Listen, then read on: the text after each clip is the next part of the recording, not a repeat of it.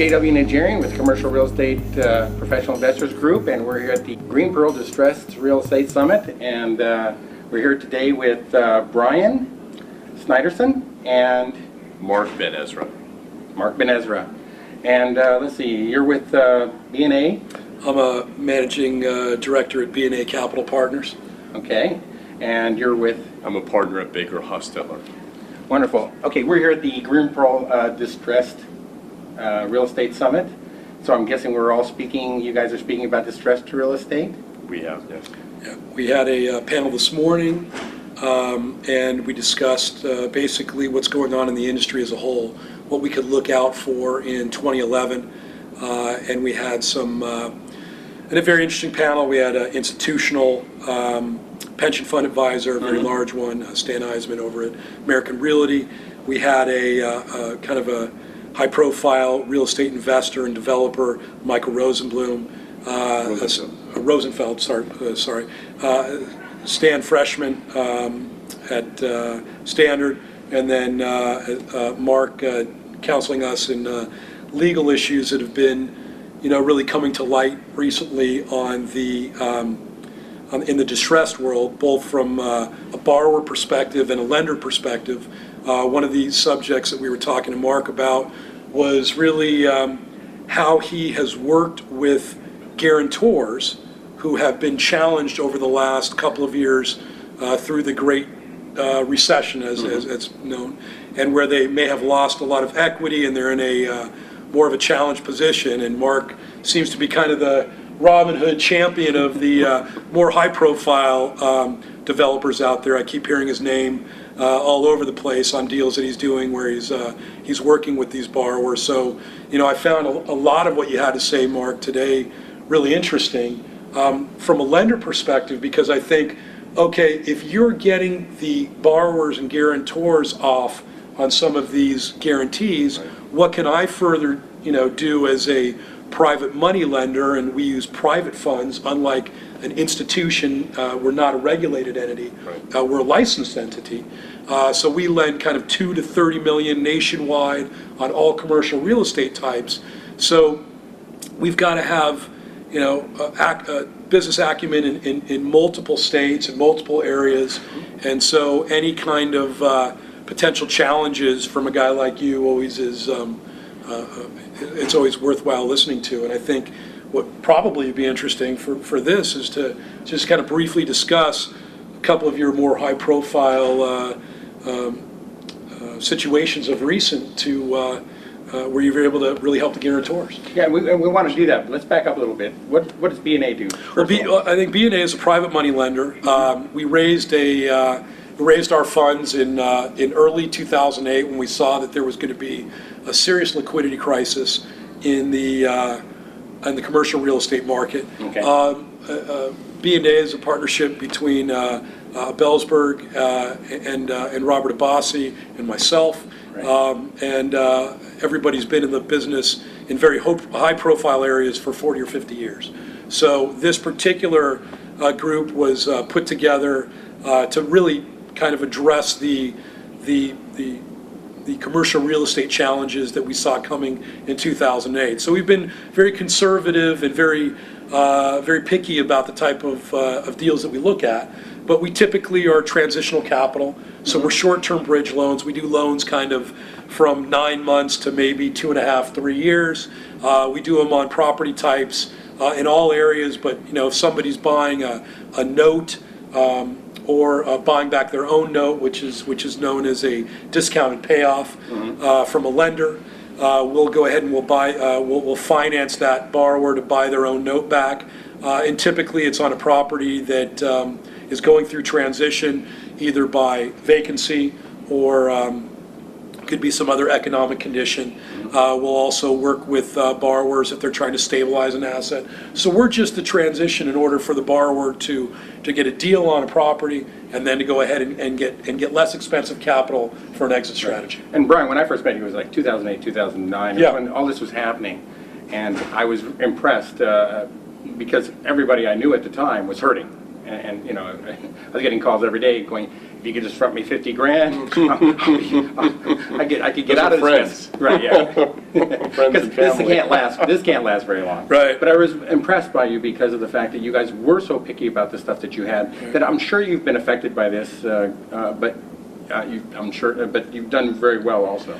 Well, you know, I can't say we haven't had our problems, but we've also not had the legacy issues of most private money lenders when that all of a sudden, you know, literally when the tide drops 30 to 50% on commercial real estate in the last couple of years, you know, and lenders are doing deals at LTVs of you know, plus 70% in the go-go years, you're going to get hurt. And then, you know, depending on how many deals the borrower had at that time, they may have done a hard money loan with, you know, one group here and then a IndyMac bank there. So, you know, everybody collectively went down with the ship. So we just kind of came on board figuring now's our time to shine. We've got a couple of years, 08, 09, 10, to really lead the pack. And we were, you know, we were one of the absolute few lenders nationwide that were doing deals of any substance in private money bridge. Let me ask you this. I was at Crittenden, I spoke last year at Crittenden, and it's mainly a hard money. Actually, I'm moderating a panel at Crittenden this year. Oh, wonderful, Yeah. wonderful. And one of the deals was that hard money guys, the question that what didn't seem to be answered was, yeah, hard money all sounds good, but in this type of situation where we're not appreciating anymore, what's the exit strategy on that? Well, first of all, we don't use the term hard money. Okay. It kind of evokes. You said it first. No, but I think it kind of evokes. My bad. I think it kind of evokes, you know, a hearkening back to days where somebody was grabbing you out of the restaurant and said, "Hey, you got to pay me." No, but you know, I mean, look, it was. I think through all many cultures and in all communities, that's how hard money was. I think it's really private money, and private funds has proliferated to the fact where it's become quite sophisticated. It's still a very fragmented industry, and lenders like certain areas of real estate. But what's unique about what we do, to your point about an exit strategy, and I think very unique, is that, you know, we're owners of a substantial amount of real estate, substantial, nationwide. I mean, multifamily, commercial, retail. As a matter of fact, I wonder if there's a product type that we don't own or haven't been involved in. I would guess probably not. Somebody else said earlier, dairy. Dairy farm. You know, I don't know, but you know, one of our partners used to own a very large financial institution. So, you know, through the lending there, I would have to think that probably a dairy farm has been financed. But anyway, so because of that, we also have businesses. Partners have other businesses throughout the country and also in Canada. So we have people on the ground. So when we're underwriting a deal, we typically don't use appraisals, but we do use our own people on the ground who can literally tell us, because we manage our own properties as well, what the vacancy is in that area, if that side of the street is a good side of the street, and what the, you know, legacy is of that particular property that we're looking at. So because we do deals of a bit bigger nature, kind of 2 to 30 million, and typically over the last couple of years we've been anywhere from 50 to the mid 60s on LTV. That means if you're buying a property, minimum you're going to be is at $4 million, or maybe 3.5, from anywhere from 3.5 to 15 million. So if you're buying a property like that, you probably would have had some properties in the past and developed a reputation. So if we can't make a couple of calls and find out who you are and how you've treated the lenders through this last great recession and who we are, then it's probably not much of a fit. So most of the borrowers, at least tertiarily, we will know, or we have, you know, people in common. That doesn't necessarily stop you from making a bad loan, but at least you're able to dive into that, you know, one more layer.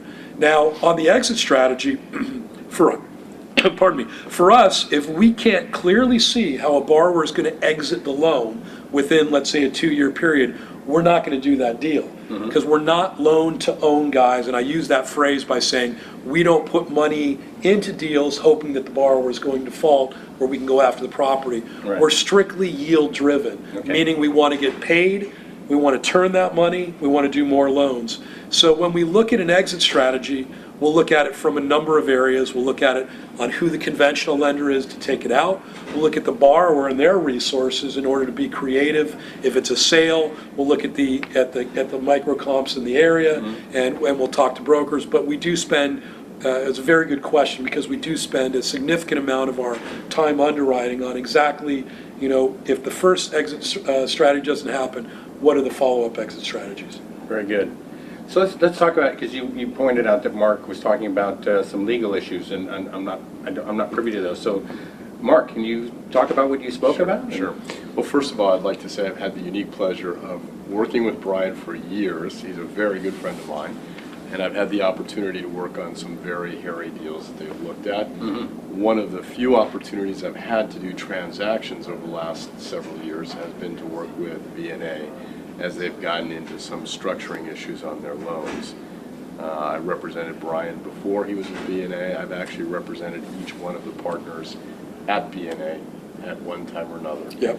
And I was also there when Brian and Robert got together and decided to Form the company. Form their company. Yeah. So I have a very deep history with all of them, and really respect them quite a bit. So I am a real estate finance lawyer. I have done that for about 25 years now.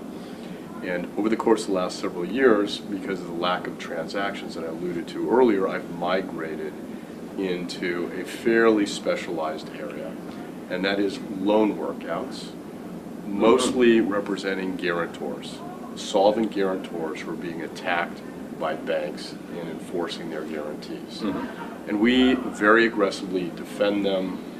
We use lender liability actions, predatory lending, things of that nature to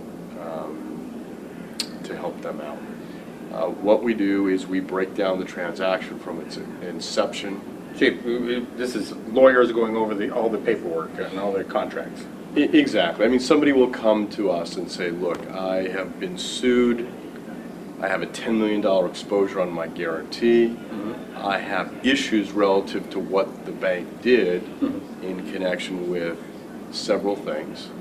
Could you take a look at the transaction, break it down, let me know what your thoughts are with respect to the issues I've identified and any other issues that you might identify. So that's the initial process.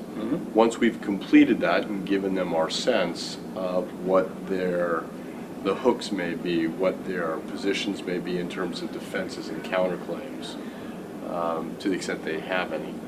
We'll then talk about representing them in the context of the litigation and advancing their rights. Okay. Are you busy right now? Is it? Yes, I'm swamped. Yeah. Which is wonderful, but I'm looking for more work all the time. And Brian was nice enough to invite me to come today and be on the panel. I've had a number of people approach me afterwards, so for that I'm very grateful. Workout's a big thing, and we actually haven't talked to that many workout experts, at least in commercial real estate. I mean, there's I think they have a panel right now actually that's ongoing. As soon as we finish, I want to go in and hear what they have to say. You know, and it's interesting because I think there's some kind of a line here between attorney and workout specialist, and I should say workout practitioner. And really, it's a very fine line. There's very few attorneys that